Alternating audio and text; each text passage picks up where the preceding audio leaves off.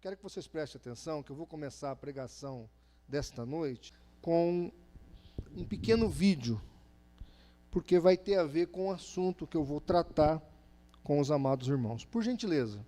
Eu estou fugindo do texto mesmo, porque Deus fala na minha boca. Então, se queremos ser cartas para o novo mundo, e se a igreja quer ser carta para o novo mundo, nós vamos precisar atualizar a Escritura, e vamos ter que fazer essa atualização e ter essa coragem. Bom, obrigado. Obrigado aí a técnica. Obrigado, queridos. Aí nós temos dois falsos profetas. O primeiro falso profeta é do baixo clero dos evangélicos. E o segundo falso profeta é da alta elite do meio evangélico. Um é o profeta Miguel e o outro é o senhor Ed Renekiewicz, que inclusive foi desligado da Ordem dos Pastores, Ordem dos Pastores Batista. Os dois têm o mesmo objetivo: diminuir, derimir a palavra de Deus.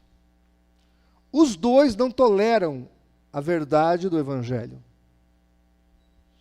Então, um está dizendo para as pessoas ignorarem a palavra, a Bíblia Sagrada, e acreditar no que ele fala. E ele diz: eu estou ignorando o texto mesmo. Eu estou fugindo do texto mesmo. Eu estou indo além do texto mesmo. É isso que ele está dizendo. Por quê? Porque ele não está preocupado com o que diz a Bíblia. Ele está preocupado em manipular os seus espectadores.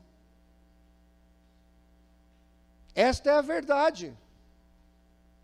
O segundo, Ed Renekiewicz, é mais rebuscado, é mais eloquente, é mais chique, mas está falando e fazendo a mesma coisa que o profeta Miguel. Os dois estão indo no mesmo propósito: destruir a verdade do Evangelho. Porque para um, ele precisa emocionar a plateia de tal maneira que a pessoa não tem que refletir no que realmente a Bíblia diz. Para o outro, ele quer agregar pessoas e fazer a sua igreja ser tão politicamente correta que se torne uma igreja que ignore o que é pecado na Bíblia. Então, quando ele diz eu quero atualizar a Bíblia, ele está dizendo eu quero ressignificar o que é ou não pecado. É isso que eles estão dizendo. Um falso profeta, na década de 70, mais precisamente em 1978, chamado Jim Jones, este homem simplesmente disse para os seus espectadores: joguem suas Bíblias fora, eu sou a boca de Deus que falo com vocês. Aquela igreja jogou, e numa noite, isso está documentado, quando o FBI chegou lá, havia 950 pessoas mortas dentro do prédio da igreja, porque tomaram uma ceia envenenada, dada por Jim Jones. É isso que acontece quando eu fujo do texto. É isso que acontece quando eu quero atualizar a Bíblia. É isso que acontece quando eu não aceito simplesmente o que está no Evangelho de Jesus Cristo. A partir do momento que eu digo, olha, eu estou fugindo do texto, ou eu tenho que atualizar a Bíblia, eu estou dizendo, eu estou acima da Bíblia. Se eu estou acima da Bíblia, eu falo o que eu quero, eu ensino o que eu quero, eu expresso o que eu quero, e vocês têm que acreditar como se fosse Deus falando. E aí, irmãos, eu chamo a atenção de vocês para nós não aceitarmos esse tipo de coisa. E eu elenquei aqui alguns motivos porque o diabo quer adulterar as Sagradas Escrituras. Tem um motivo. O primeiro motivo, irmãos, está em João capítulo 5, verso 39. Examinai as Escrituras, porque vós cuidais ter nelas a vida eterna, e são elas que de mim testificam. Primeiro motivo que o diabo quer tentar destruir, negar as Escrituras Sagradas? Porque elas testificam de Jesus Cristo. Jesus Cristo é o tema central das Escrituras. Ele estava no Éden, como a árvore da vida, e ele estará no último capítulo do livro de Apocalipse, como a árvore da vida. Ele é a chave hermenêutica da Bíblia. Ele é a peça central de todo o processo de salvação e redenção da humanidade. Por isso que Jesus olha para aqueles doutores da lei e diz: olha, vocês estão errando, porque estão ignorando as Escrituras, porque as Escrituras de mim testificam. Jesus é chamado de o Verbo, e quando João chama Jesus de Verbo, lá no capítulo 1 do seu Evangelho, ele não está apenas combatendo a gnose do seu tempo, que quem não sabe o que é gnose, venha na escola bíblica dominical que você descobrirá. Mas ele não está apenas fazendo isso. Jesus também, ali através de João, está se revelando com a palavra acontecendo. Porque verbo significa uma palavra que acontece. Por isso Jesus é chamado de a palavra de Deus, ou do verbo de Deus. Por quê? Porque Jesus é a palavra de Deus, tomando vida e redimindo a humanidade. Jesus é a palavra acontecendo. Por isso ele é o verbo. Por isso ele acontece. Por isso ele salva. Por isso que a Bíblia é tão importante. A Bíblia é extremamente relevante. Porque é através dela que Deus opera na humanidade. Ela é o manual do instrutor ou do fabricante, e é nela que nós depositamos a nossa fé. É por ela que nós nos movemos. Isso é muito importante, irmãos. Não é só o Miguel ou o Kivitz que negam a Bíblia, são igrejas que se dizem protestantes, é a própria igreja romana. São aceitas, e nós precisamos estribar-se cada dia mais naquilo que nos diz a palavra de Deus. Ela é a verdade que revela Jesus Cristo. Segundo motivo, é porque ela produz fé no coração dos homens. Romanos 10, verso 17, está escrito: porque a fé é pelo ouvir, e o ouvir pela palavra de Deus. Quando Paulo escreveu isso, a sua plateia já era mista, e diferente dos judeus, o povo pouco sabia ler, mas os pastores sabiam. Então o pastor lia, e através da palavra despertava a fé no coração das pessoas que não sabiam às vezes ler. Se Paulo fosse escrever para uma igreja toda letrada, ele diria: a fé vem por meditar, vem por ler, pesquisar, e ler e meditar na palavra de Deus. É a palavra de Deus que nos gera fé. É a palavra de Deus que nos traz esperança. É a palavra de Deus que nos enche de convicção. A fé vem pelo ouvir, e o ouvir da palavra de Deus. Quando a gente escuta, Paulo disse que todos os exemplos que foram deixados no Velho Testamento foram deixados para o nosso ensino, para o nosso aprendizado, para gerar fé no nosso coração. Ela é a certeza, ela é a assinatura de Deus naquilo que nós esperamos. Ela, a palavra, é a convicção de que Deus vai fazer, porque Ele mesmo disse: a minha palavra não volta vazia. E a própria palavra diz que ela é segura e fiel, e Deus vela para que ela se cumpra. Jeremias 1,12. Deus vela para que esta palavra aconteça na minha e na sua vida. Por isso nós temos fé. Por isso nós temos convicção. Por isso nós temos certeza. Porque essa palavra, ela nos garante a vitória. Daí a tentativa do inimigo de tentar deturpar a Bíblia. Jogar, digamos assim, dúvidas nas Escrituras. Porque se você tiver dúvida das Escrituras Sagradas, você já não sabe mais o que é certo e o que é errado. Você já não sabe mais o que pode e não pode. Você já não sabe mais qual é o rumo que você tem que seguir. Se a Bíblia não é a palavra de Deus, O que é certo e errado? O que é pecado? Então, a palavra de Deus é muito importante, porque ela é o parâmetro da nossa vida. Os falsos profetas não gostam dela. Os indivíduos que estão por aí, querendo manipular as pessoas, não gostam dela, porque ela é a liberdade em Cristo Jesus, é a palavra de Deus. Conhecereis a verdade, a verdade? João 8,32. Essa palavra nos liberta. Se eu digo que eu estou fugindo do texto, ou eu posso fugir do texto, se eu digo que eu posso atualizar a Bíblia, vocês vão ter que acreditar em mim, não na palavra. Mas se eu digo que eu sou refém das Sagradas Escrituras, se eu digo que eu estou pautado aqui, eu não posso falar qualquer coisa. Eu não posso subir aqui em cima do púlpito e trazer qualquer revelação. Porque tudo que eu falar tem que estar de acordo com o Evangelho de Jesus Cristo. Senão você não vai crer. Esta é a nossa segurança. Terceiro motivo que eu elenquei, porque o diabo quer atualizar a Bíblia. Porque são pelas Escrituras, ou pela Escritura Sagrada, que o homem é regenerado. 1 de Pedro 1,23, sendo de novo gerados, não de semente corruptível, mas da incorruptível, pela palavra de Deus, viva e que permanece para sempre. Olha que coisa importante que Pedro fala. É pela palavra de Deus que somos regenerados, é pela palavra de Deus que somos gerados. Pela palavra, Paulo fala em Efésios capítulo 5, lavados pela palavra. É na palavra de Deus, irmãos, que reside o Evangelho, que é poder de Deus, para a transformação e para a conversão de todo aquele que crer.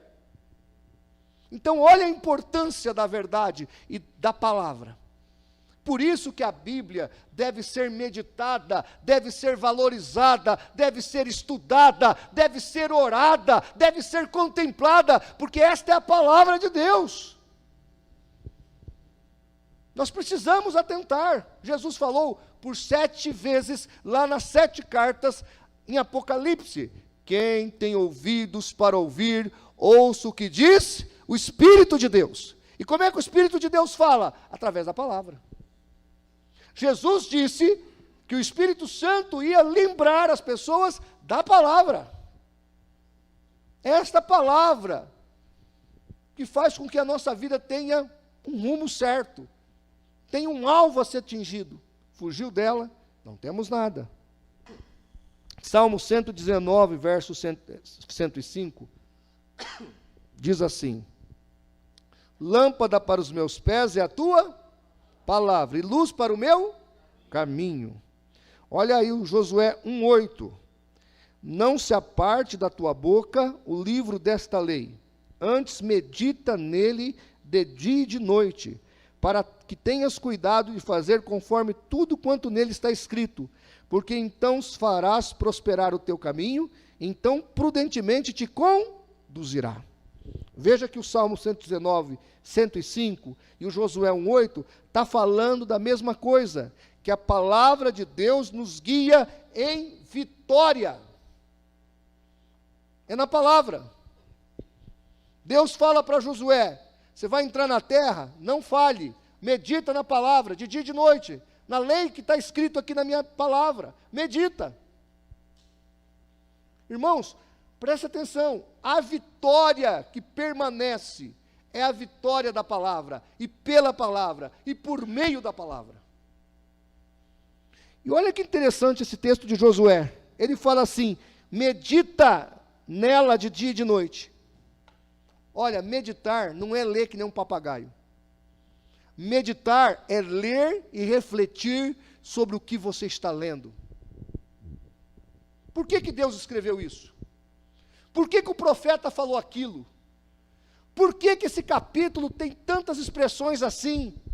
Por que Deus aqui conduziu o povo ali? Por que isso? Porque temos que perguntar ao texto, questionarmos o texto e tirar do texto todas as informações possíveis. E Deus está falando, é assim que você deve analisar a palavra. Eu me lembro que quando eu era novo convertido, um dos presbíteros da igreja, que a igreja que eu congregava tinha presbítero, chegou em mim e falou assim, você observou que na Bíblia não está escrito para ler a Bíblia? Falei, claro que está. Ele falou para mim, mostra para mim. E eu fui pegar os textos, como eu já li aqui alguns para vocês, João 5,39, Josué 1,8 e tantos outros, Salmo 119. Aí ele falou assim para mim, e aonde você leu que é para ler a Bíblia? Porque todos os textos é para meditar, é para examinar, é para pesquisar. O texto de João 5,39, quando ele fala examinar as Escrituras, no grego significa cavar profundamente.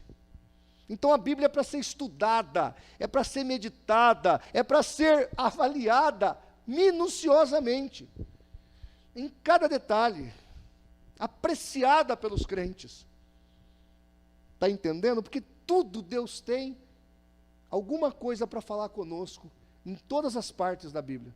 Pastor, mas lá em Levítico, em Números, em qualquer parte, Deus tem uma meditação para você.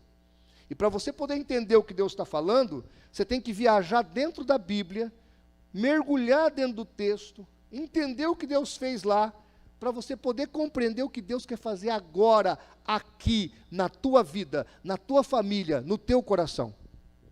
Se você não entender isso, não funciona. Porque as Escrituras nos livram do falso evangelho.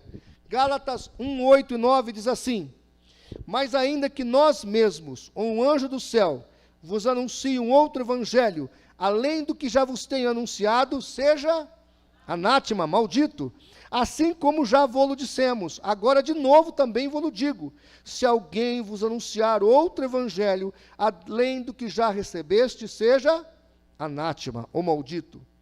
1 Coríntios 4, 6, irmãos, apliquei estas coisas por semelhança a mim e a Apolo, por amor de vós, para que em nós aprendais a não ir além do que está escrito. Veja, irmãos, a palavra de Deus tem o poder de nos livrar do falso evangelho.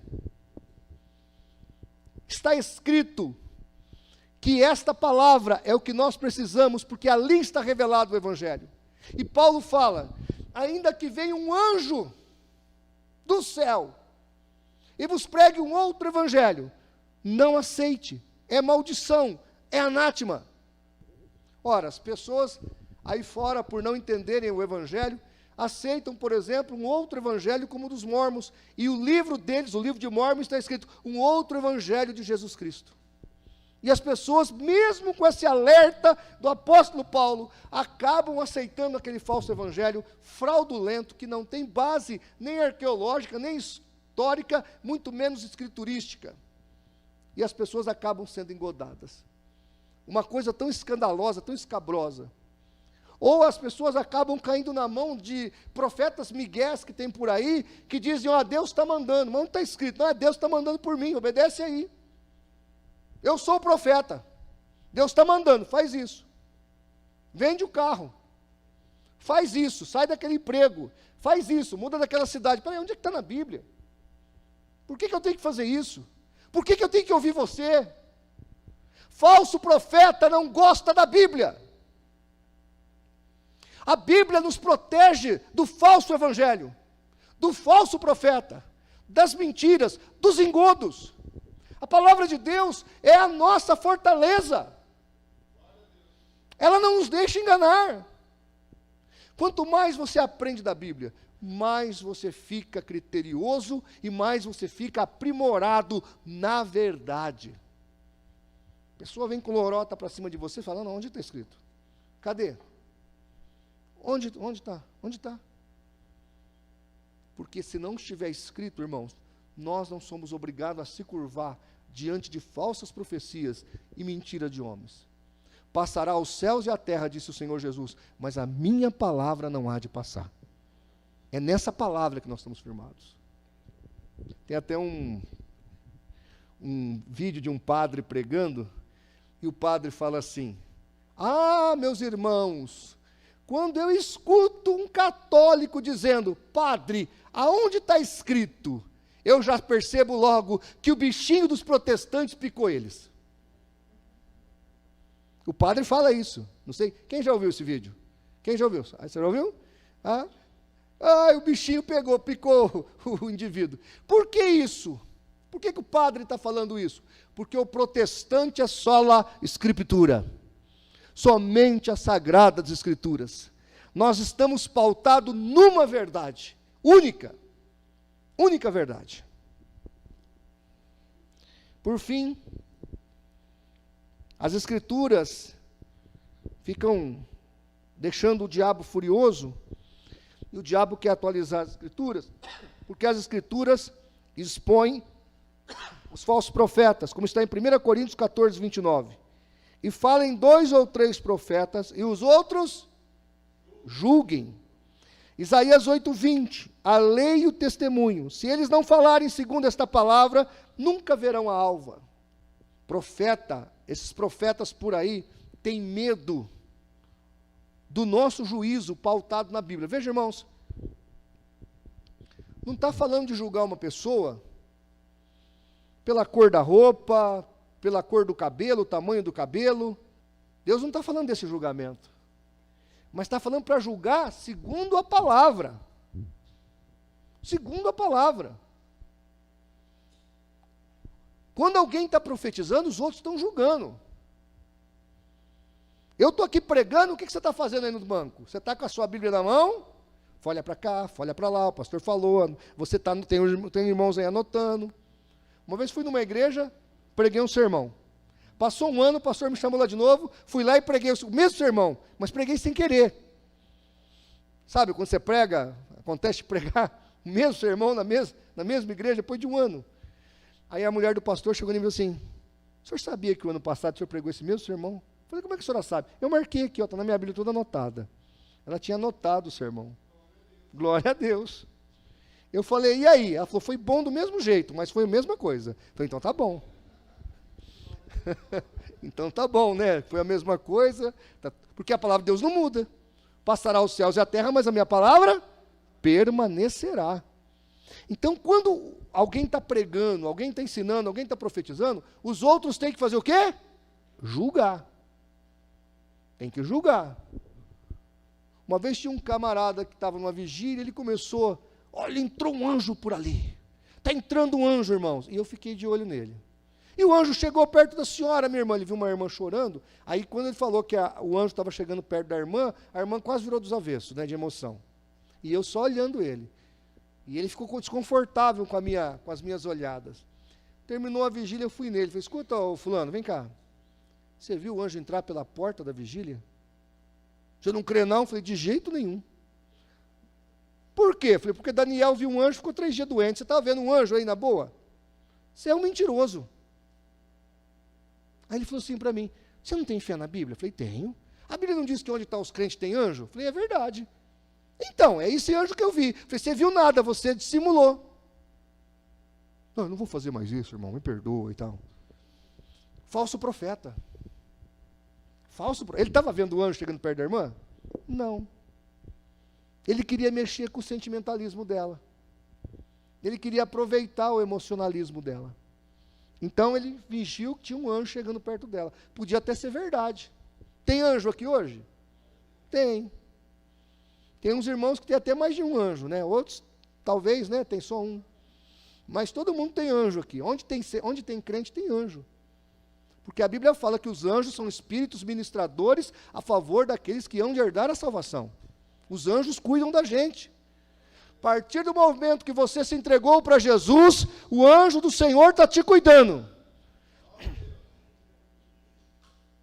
Os crentes dão mais trabalho, outros dão menos, mas que tem anjo cuidando, tem. Agora, quando eu manipulo isso, quando eu sentimentalizo isso, ou teatralizo essa circunstância, eu estou faltando com a verdade e usando uma meia-verdade para iludir e para enganar as pessoas. Então, a palavra de Deus, irmãos, ela é o canal para poder julgar os falsos profetas. Agora eu quero ler o último texto com vocês, Tiago 1:22, vamos ficar de pé. E sede cumpridores da palavra, e não somente ouvintes, enganando-vos a vós mesmos. ou com falso discurso. Ela usou uma outra tradução. Olhem para mim aqui, presta atenção. A palavra de Deus não é mágica. Eu vou repetir, olhem para mim aqui. A palavra de Deus não é mágica. Não vai resolver o teu problema, ela aberta no Salmo 91. Não vai. Uma vez o pastor inglês foi almoçar na casa de uma família, almoçou com a família e foi embora. E a mulher tinha posto uma prataria para o pastor ali, especial, tudo, né? E aí ela chegou no marido depois que o pastor foi embora e falou: amor do céu, nós temos um problema na nossa igreja. Por quê, mulher? Acho que o nosso pastor é ladrão. Por quê? Porque sumiu uma das colherzinhas de prata que eu pus na mesa. Eu acho que ele embolsou e foi embora. Aí ele falou assim: peraí que eu vou ver se eu agendo com ele um outro horário para ele vir aqui para almoçar com a gente de novo e a gente tira isso a limpo. Aí passou 3, 4 meses, conseguiu agendar com o pastor um outro horário, o pastor foi lá jantar de novo. Depois do jantar, tudo, então o casal chegou no pastor e falou assim: pastor, desculpa abordar esse assunto com o senhor, mas na última vez que o senhor veio jantar aqui com a gente, nós botamos a nossa prataria na mesa e sumiu uma das colherzinhas de prata. O senhor por acaso não levou sem querer? Ou levou como um souvenir do nosso lar e tal? Ele falou: não. O senhor não viu também? Aí o marido: não, amor, ele não viu. Não, eu vi. Eu até sei onde ela está. O senhor sabe? Sei, eu escondi no meio da Bíblia de vocês. Pega lá a Bíblia. Quando pegaram a Bíblia, estava lá a colherzinha. Ele falou: queria saber o tanto que vocês liam a sua Bíblia. Vocês não leem a sua Bíblia. Vocês vão na igreja, vocês são religiosos, mas vocês não meditam na palavra. Estava ali, ó. Vocês não pegaram, eu escondi no meio da Bíblia para ver quanto tempo vocês iam demorar para achar a colherzinha. E pelo visto, se eu ficasse 1 ano para voltar aqui, vocês não tinham achado a colherzinha. Porque a colherzinha de prata estava no meio da Bíblia. Esse camarada que contou essa história foi o Dr. Martin Lloyd Jones. Foi ele que viveu essa experiência. Na igreja dele, imagine aqui no Laranjeiras. Né? Pode deixar até a chave do carro, $1.000 no meio da Bíblia, volta daí 1 ano, não, né? A pessoa não sabe onde está ainda. Irmãos, olhem para mim. Outra coisa, eu conheço muita gente que conhece a Bíblia, bom de Bíblia, mas o cara, do jeito que ele é bom de Bíblia, ele é pecador, no sentido negativo da frase, porque não adianta também conhecer a Bíblia e não praticar. Quer ver um cara que conhece muito a Bíblia, né? Tudo, conhece cada vírgula de cada tradução da Bíblia? O diabo. O diabo é um cara bacana? Ele é um cara santo? Ele vai para o céu? Os demônios também conhecem e acreditam, estremecem, diz o texto de Tiago. Agora, eles não mudam de vida. Por quê? Porque eles não aceitam a palavra. Olhem para mim, eu vou terminar. Você precisa conhecer e viver a palavra de Deus. Tem que conhecer e viver a palavra de Deus. Agora, se você vem na igreja e não está disposto a viver o que está lá, meu irmão, fica em casa. Melhor, aproveita a vida, vai para o bordel. Se você gosta de droga, vai tomar droga, vai beber, vai fumar, vai se divertir pelo menos.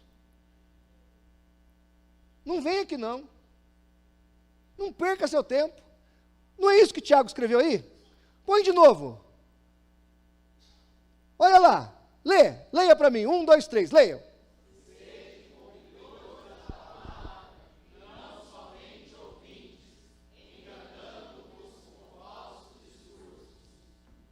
Você está se enganando por quê?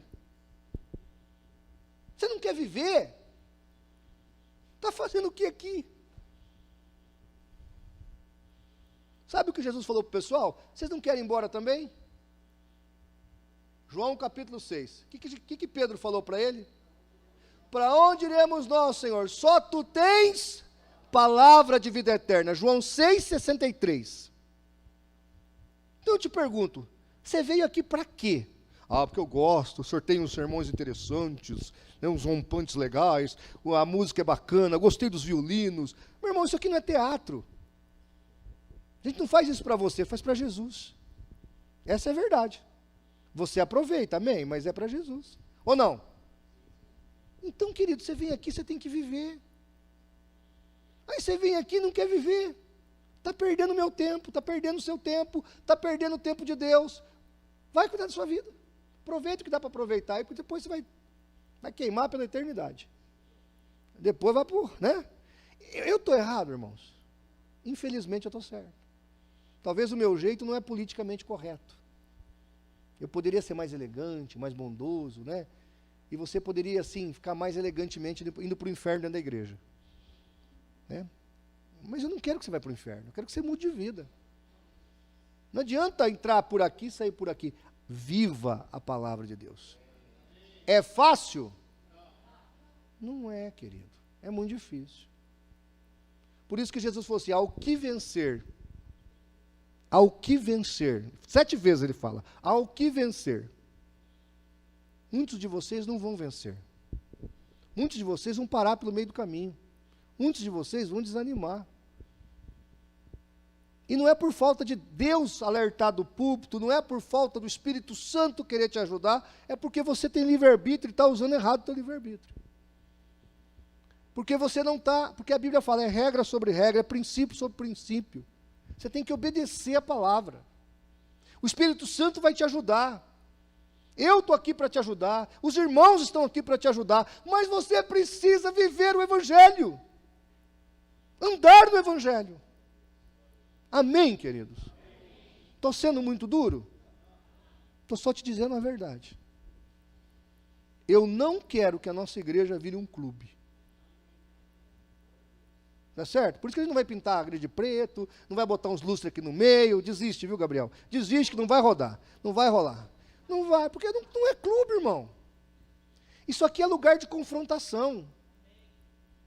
É lugar de confrontação. Vamos orar? Senhor, nós te glorificamos pela tua palavra, Pai. Quebranta o nosso coração. Perdoa os nossos pecados. Santifica a nossa vida. Eu, como pastor, meu Deus, eu confesso, eu preciso viver mais a tua palavra. Eu quero viver mais a tua palavra. Me ajuda, Senhor, porque eu quero amar mais os irmãos. Eu quero ser mais cooperativo com os irmãos. Eu quero ajudar mais o teu povo, mas eu preciso e quero, Senhor, andar na tua verdade. Senhor, ajude os teus filhos e filhas a viverem o Evangelho, a fazer o que a palavra do Senhor orienta e ordena. Ajuda-nos, ó Deus, a andarmos nesta sublime verdade, que tem poder libertador, que tem poder transformador, que pode fazer todas as coisas na nossa vida. Perdoa, Senhor, os nossos pecados, santifica-nos para a tua glória, e que nós possamos, pelo poder do teu Espírito, andar na verdade, andar na palavra, em nome de Jesus. E nós dizemos amém.